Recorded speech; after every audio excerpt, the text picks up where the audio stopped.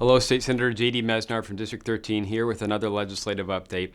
And I wanted to start with something that's maybe a little unusual to talk about in an update, but it came up in a committee that I chair recently, and something that might be very useful for all of you out there. And it has to do with unclaimed property.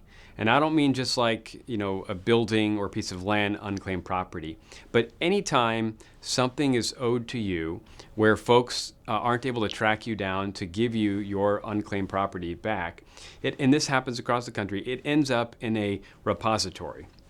Here in the state of Arizona, that's at the Department of Revenue currently.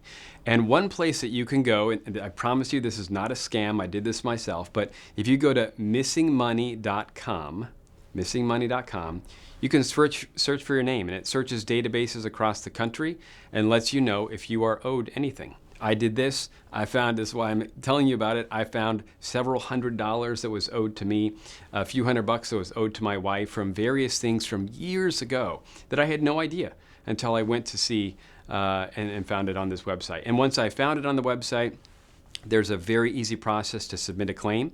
And then it's sent to you.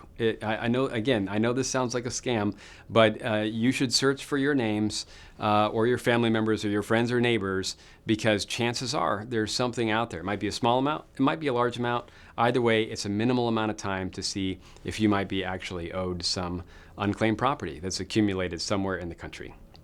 Now, on to legislative business. I do have a bill that I've been working hard on. You've heard me talk about this in the past. It's aimed at speeding up the counting of elections, the results of the elections, the final tally. We know that in the last few elections, we've been one of the last states in the country to actually reach that final outcome. And we've had a lot of complaints from people about it, and it's no wonder why. When on election day, it looks like the results are one way, and then it takes days or weeks later before you find out the results, and maybe they've changed along the way. It just breeds skepticism. It's human nature. We did have a bill that was the president's bill, President Peterson's bill, Senate President Peterson. We pushed through. Unfortunately, the governor vetoed it, which was very disappointing. So I have another bill, the first bill I introduced at the session, that we're trying a different approach, and we're hoping to push that out of the Senate in the coming days. So stay tuned for more updates on that. Until the next one, God bless you, and have a good one.